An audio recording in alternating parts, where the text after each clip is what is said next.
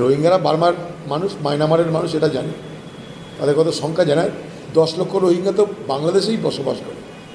বাংলাদেশে যে শিবির আছে রোহিঙ্গাদের জন্য, যারা মায়ানমারে অত্যাচারিত হয়ে বাংলাদেশে প্রবেশ করেছিল, বাংলাদেশের চট্টগ্রাম এলাকায় সেরকম 10 লাখ রোহিঙ্গা একটা এলাকাতেই আসে। অতএব কত রোহিঙ্গা পৃথিবীতে আছে, কত ভারতবর্ষে আছে আমার জানা নাই। তবে কিছু রোহিঙ্গাকে ইউনাইটেড নেশন তারা অন্তত বেঁচে থাকার জন্য তাদের কার্ড দিয়েছিল ভারতবর্ষের সরকারকে। তার জন্য অনেক কিছু রোহিঙ্গা জম্মুতে, কিছু রোহিঙ্গা দিল্লিতে তারা থাকছে ইউনাইটেড নেশনসের অনুমতিক্রমে।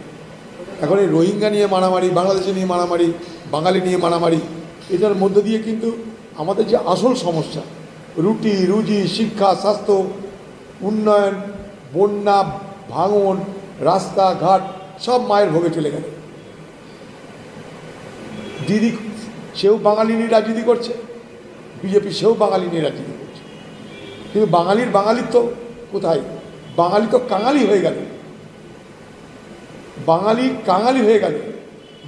বাঙালিত্ব হারিয়ে বাঙালি আজ কাঙালিত্ব গ্রহণ করেছে সারা ভারতবর্ষ জুড়ে।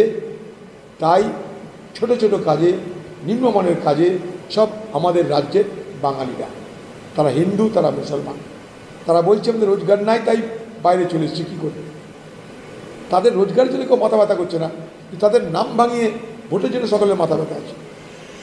একটা পরিযায়ী শ্রমিক, তাকে হরিয়ানায় তার উপরে অন্যায় অত্যাচার হয়েছে, তবুও সে বাংলায় আসতে চাইছে না।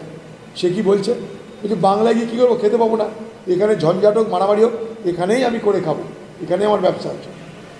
বাংলায় কেউ আসতে চাইছে না, কারণ দিদি বাঙালি করে ভোট পর্যন্ত বাঙালি করবে, তারপরে ভুলে যাবে। খালি 2026 নির্বাচন পর্যন্ত বাঙালির জন্য দিদির কুমিরের অস্ত্র ঝরবে, দিদির বাংলাদেশিদের জন্য কুমিরের অস্ত্র ঝরবে। আর এই বাংলাদেশিদের নাগরিকত্ব ক্যান্সেলের জন্য নো আইডেন্টি নো ভোট, এ তো দিদির তত্ত্বটা তখন কী ছিল? বাংলাদেশিদের অনুপ্রবেশকারীদের বিরুদ্ধে।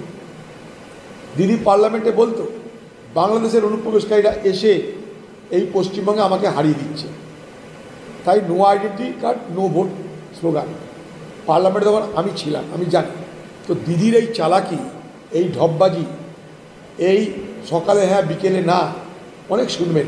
কখনো শুনেছেন যে গোটা বডি যদি কেউ মেরে ভেঙে দেয়, এক্সারসাইজ করে ঠিক হয়ে যায়? করুন, দিদি সেই এক্সারসাইজ জানি। অত বড় অর্থোপেডিক আছে কোথায় আর ভারতবর্ষে? হাসপাতালে অর্থোপেডিক তাড়িয়ে দাও, দিদির কাছে ট্রেনিং নিয়ে চলে এসো। দিদিকে নাকি মেরে সব হাড়গোড় ভেঙে দিয়েছিল, দিদি এক্সারসাইজ করে সব হাড়গোড় ঠিক করে নিয়েছে।